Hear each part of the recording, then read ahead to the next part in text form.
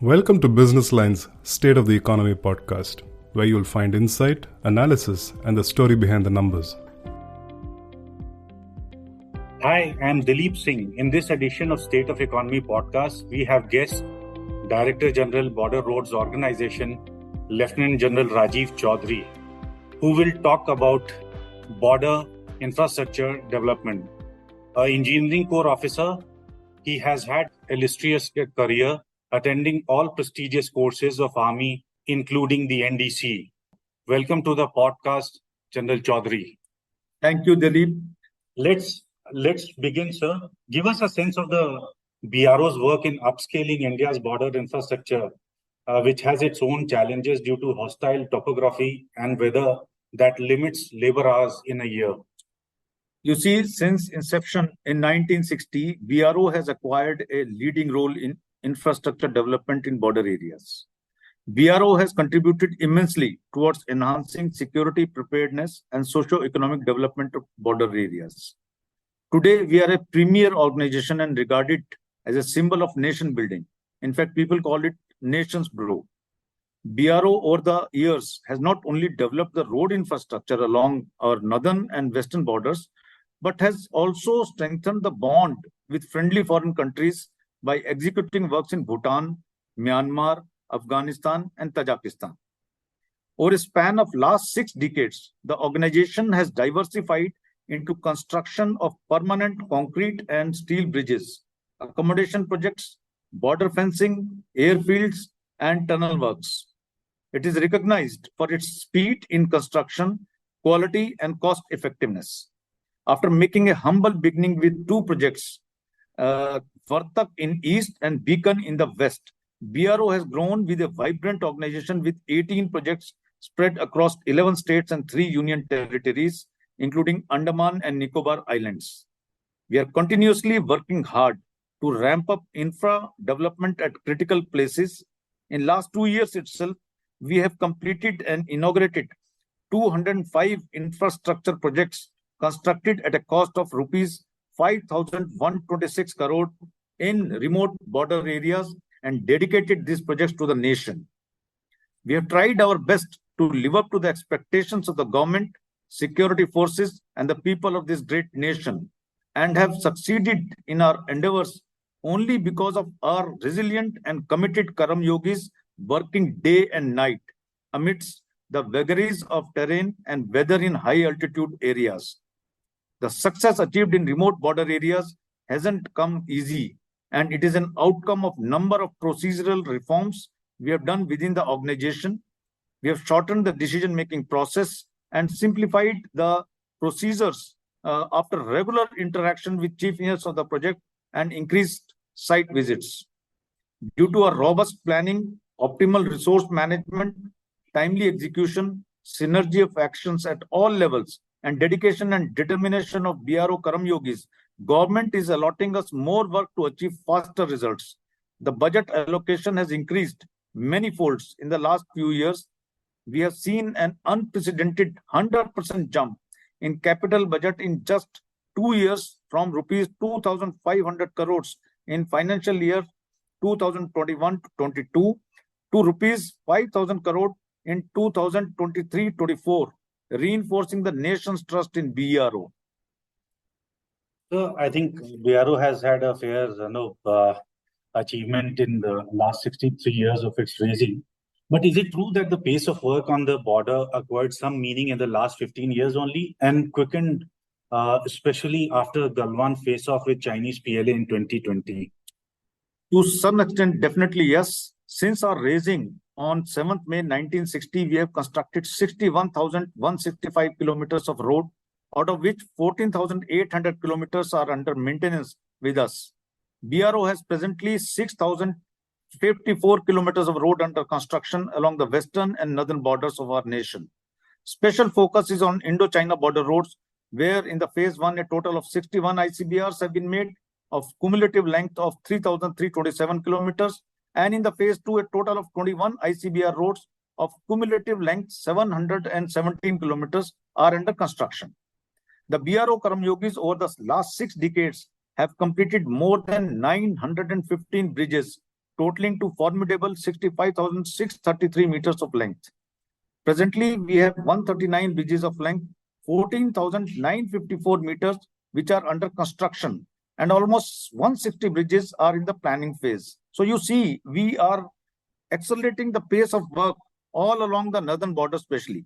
In tunneling, we have constructed Atal Tunnel, which is the world's longest tunnel at an altitude about 10,000 feet. We have completed 4 tunnels.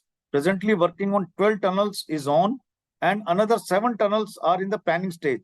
And all this has happened in last 3 years. So that's why I said yes to your question of Galwan face-off.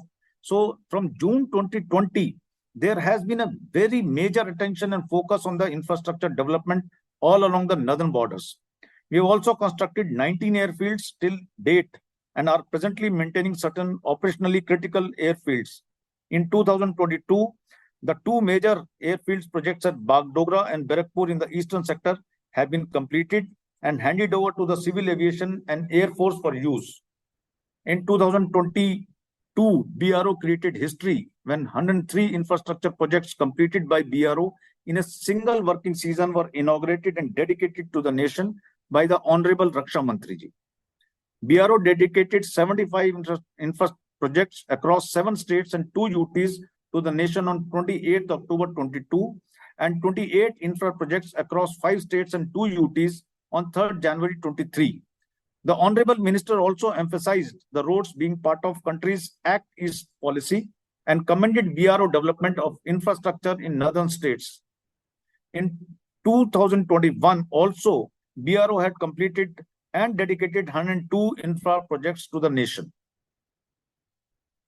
So now that we are talking about, specifically about border infrastructure development along the LAC, and I would like to get you more on northern border. It says China has superior border infrastructure, and obviously because due to its decades-long investment, it is further ramping up border infrastructure along LAC and Ladakh with new bridges across Pangong Tso, and especially in Finger 8 and military bases at Sirap 1 and 2. Can you tell us what BRO, or for that matter, Indian Army is doing to catch up on critical strategic border points which are under friction as well?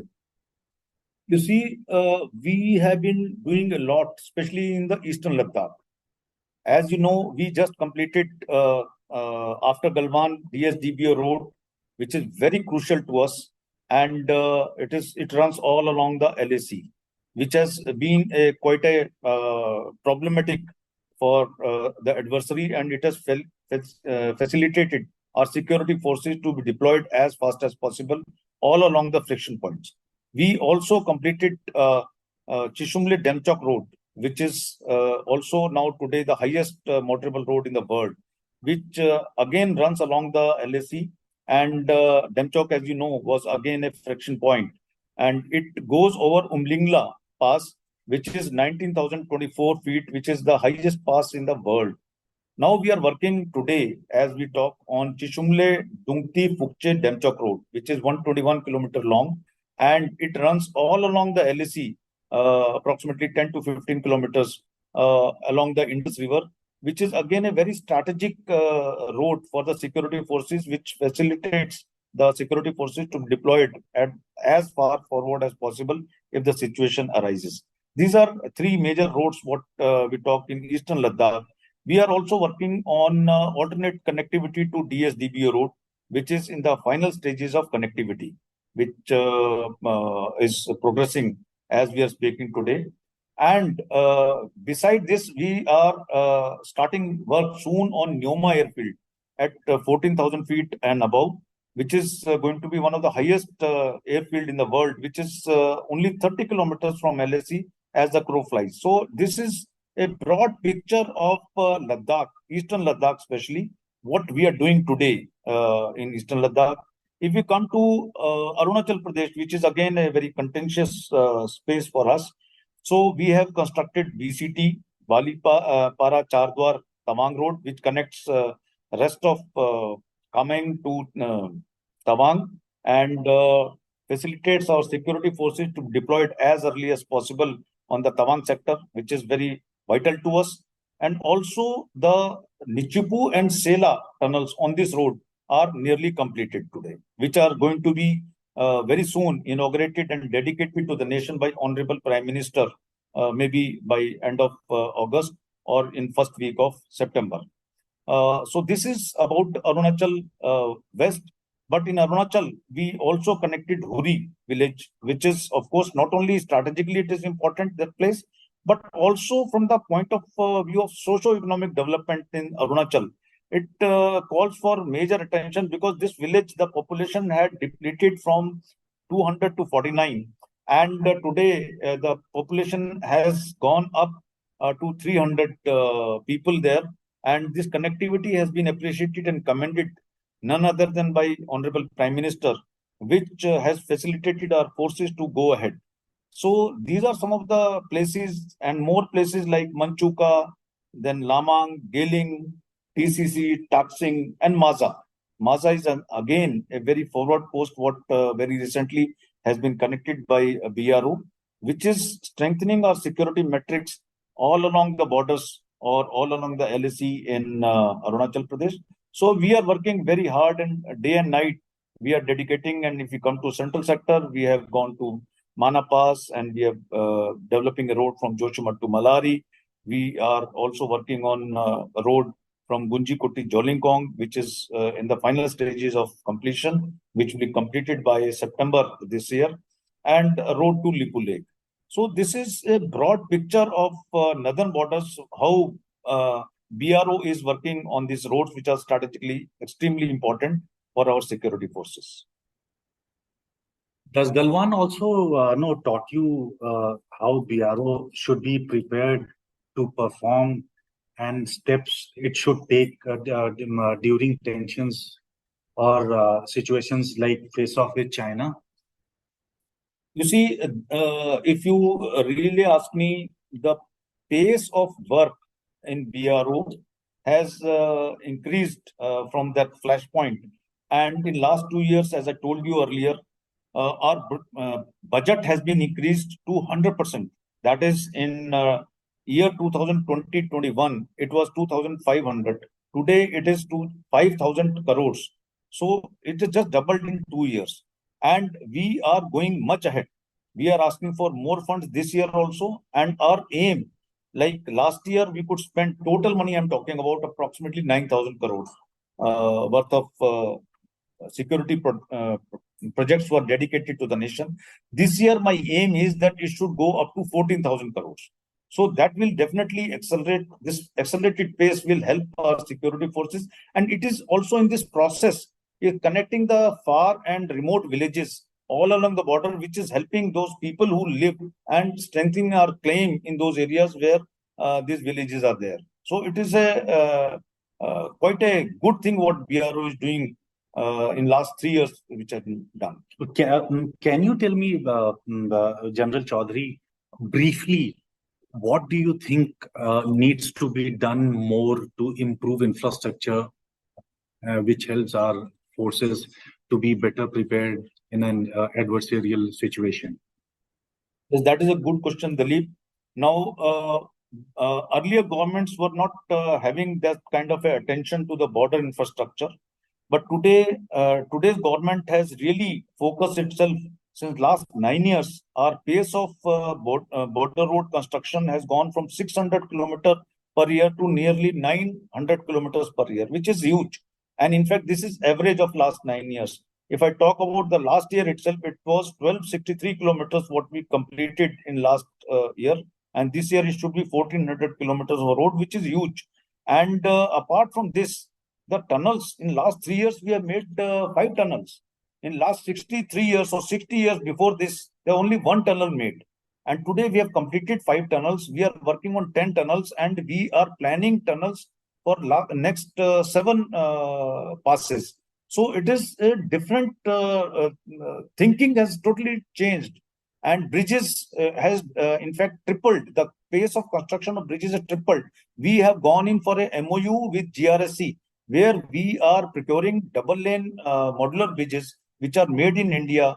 Earlier, these bridges were being imported, which are 3 times costlier, and they were not double lane. This is the first time BRO is making double lane modular bridges on far-flung areas, which will support our heaviest tanks, guns, or multi-axle vehicles, which have to be deployed as far forward as possible. Apart from this, as you know, on 10th April, government has already announced, and Honorable Home Minister had gone to the first village on the eastern side at Kibitu and announced the Vibrant Village package of 662 villages which have to be developed by the government, for which 4,800 crores funds have been allocated, out of which 2,500 crore funds will be only for the roads. And out of the 662 villages, 441 will be coming in Arunachal itself and 61 in Ladakh. So these are the figures which will assure you, or all the Indian citizens today, that government is totally dedicated and focused on the infra development all along the northern borders today. And it is not only helping the security forces, it is helping the people of the places, or people of the states. And it is actually, the road is the backbone of any development. When the road goes, then other ministries develop their plans. Like the electricity will go, the water will go, the medical will go, the education will go. So all these things ride on the road. Earlier, it was not happening. The roads are going next to the LAC. All the villages which are bang on the LAC, the roads are going there. So the development is progressing, and these people who are staying there, they are now getting access to the fruits of the development in the hinterland. They were not even getting access to the central government policies, the schemes, what is being given to the people who live in plains. So they were totally deprived of that thing. Today, because of the far-flung roads, what we have done, it is helping those people to get the central government schemes reaching them. Fair enough, General. Sir, tell us, are the regulatory regimes which used to come as a hindrance in border infrastructure development, especially I would talk about environmental clearances, is the process much better now, or you still encounter those bottlenecks? Now, this is again a good question, Dalip, because today when we talk, just 2 days back on 26th of July, government has cleared the forest amendment bill, which has really become a boon to border roads organization, especially because as per this, all the roads or any strategic projects for that matter, within 100 kilometers of borders, in this case, in northern case, LAC, will be exempted from forest clearance. So that process will happen later, but then the project can start. So all this forest clearance process used to take at least 1.5 to 2 years for any road for that matter.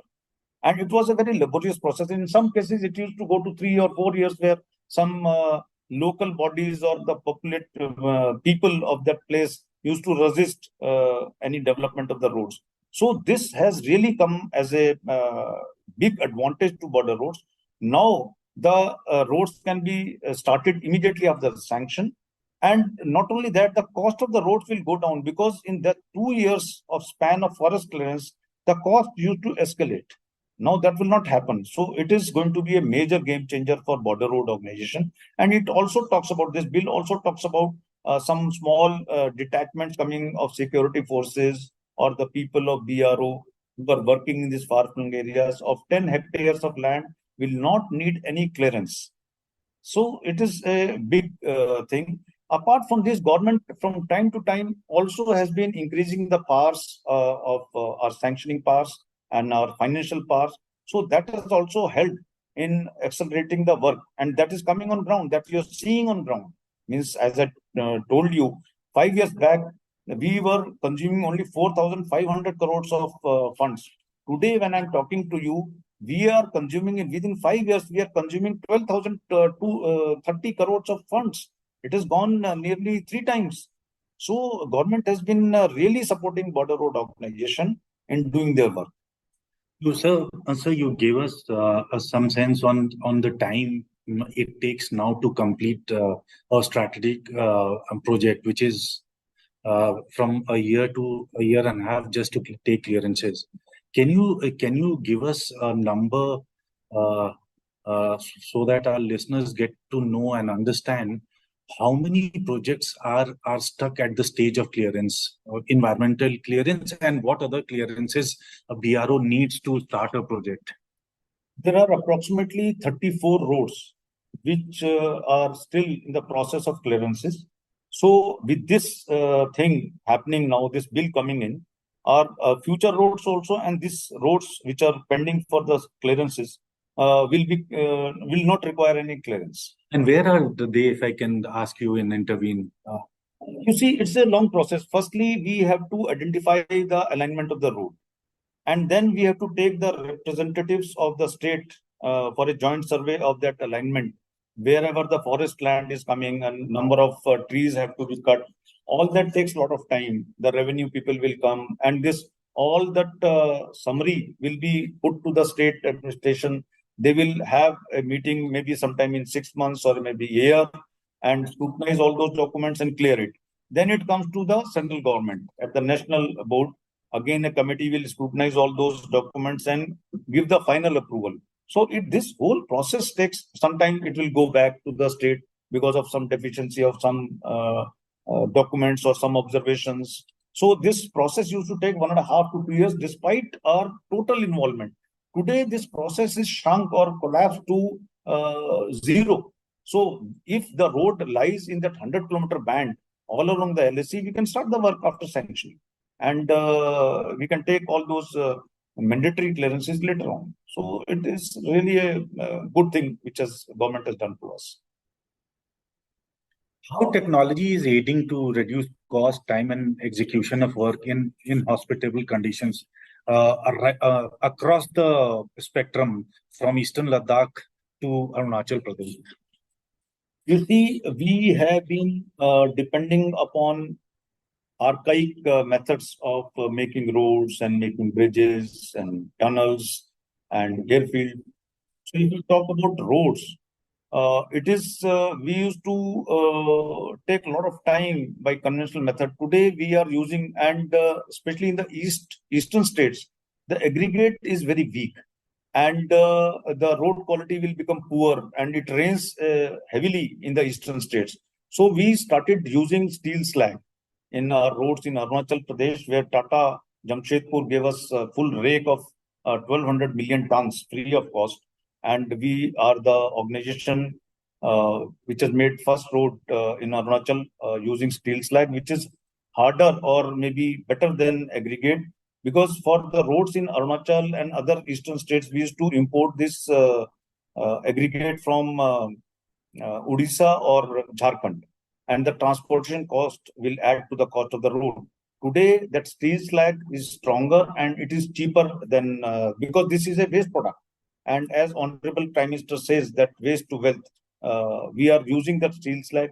Then we are using plastic, waste plastic we do the MOU wherever we are making roads with those towns and villages. We take all their plastic and use it for construction of the road. It makes bonding of that aggregate and bitumen stronger, and make the roads impervious, because in eastern states, as you know, a lot of rains happen, and the rain water seeps into the subbase and damages the subbase. So that is another good thing what we have started.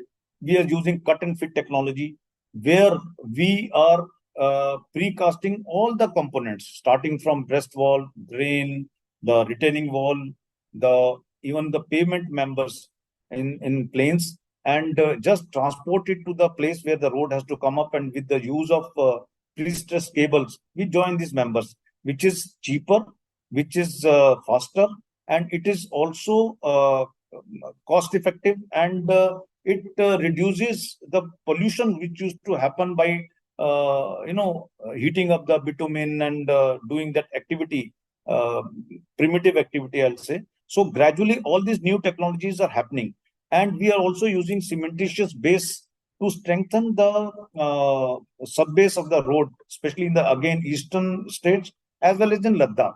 So number of roads we are using that.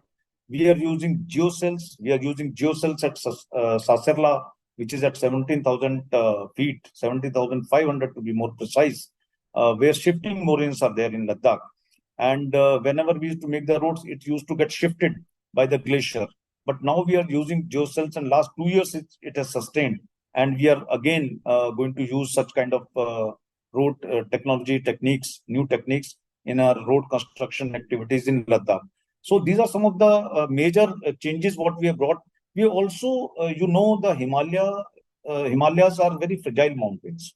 And when we cut the mountain for making a road, the slopes are very soft and fragile. So they will come down on its weight. So we have started, as part of the scope of the road, we have started stabilizing those slopes.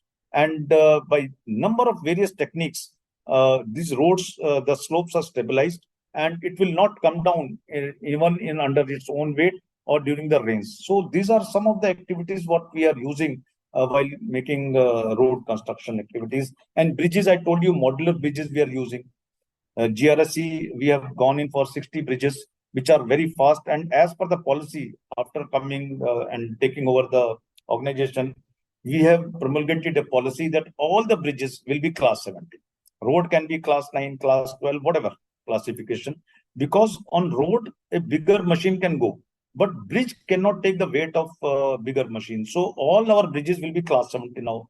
Any tank, gun, or any vehicle of any type can go over those bridges. So gradually we are replacing all our weak bridges, and hereafter all bridges will be class 70. So modular bridges are going to be the in thing, and they are part of the Atmanirbhar Bharat.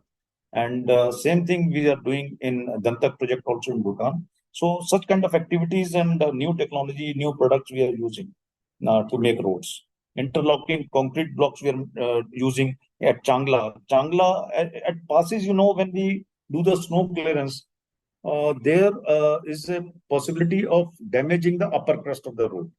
So to prevent that, we are using interlocking concrete blocks, which are very heavy and permanent, and they can take the load of the tanks also. So 12 kilometers of that pass has been replaced by LCB, and all the passes, now we have given the instructions on all the passes what we clear, approximately 27 of them major passes, we are replacing this normal road with the ILCBs. So these are some of the new technology and techniques what we are using in our construction of the roads, bridges, and tunnels.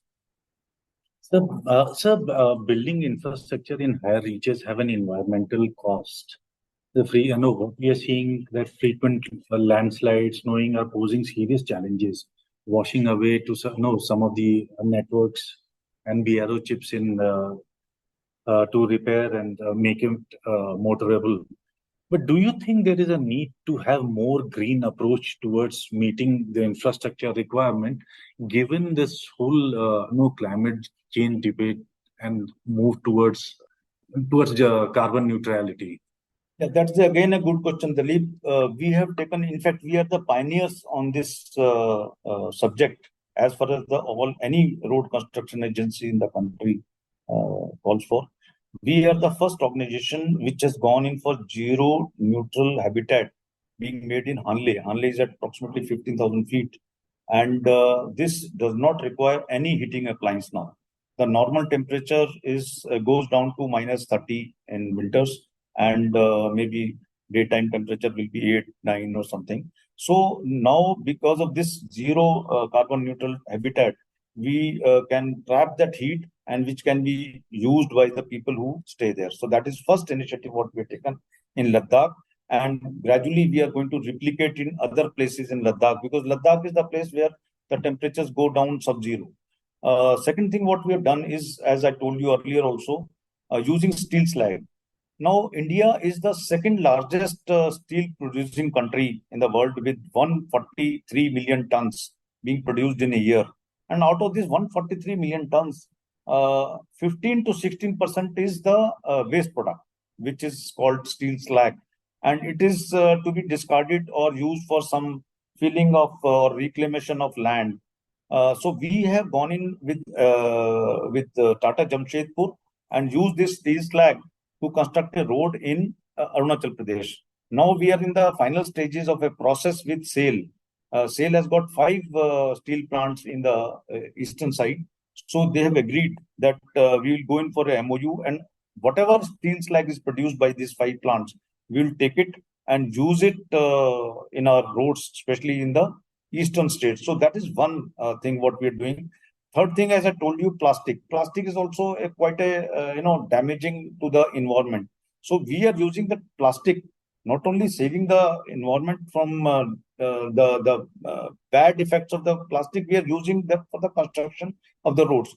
We are also started using green diesel through IUC. We are one of the first agencies, government agency, to use green diesel in our vehicles. So such kind of number of initiatives what we are using to save environment. And let me tell you, even the tunnels, when we talk about the tunnels, tunnel is a environment protection construction activity. Because if on a hill, you have to go on the other side, you go over the hill, you have to make a lot of jigs and you have to cut a lot of trees. But if on the same mountain, you make a tunnel of, let's say, 6-7 kilometers, you are saving or preventing the cutting of those forests or trees, and you are saving pollution when the vehicles go over the hill and come down. We are also preventing a lot of accidents. So tunneling also is a environmental saving activity. And cut and fit technology, what I talked to you, where all the products will be precast at planes and then taken up. So that is also a major activity to prevent damage to the environment. So the BRO is taking a lot of major initiatives, and we are pioneers in this field to go ahead, and maybe other agencies will soon follow us in this field. Thanks, sir, for accepting our request to be guest for our State of Economy podcast and taking us through humongous work which PRO was doing across the landscape. Thank you, Dalip.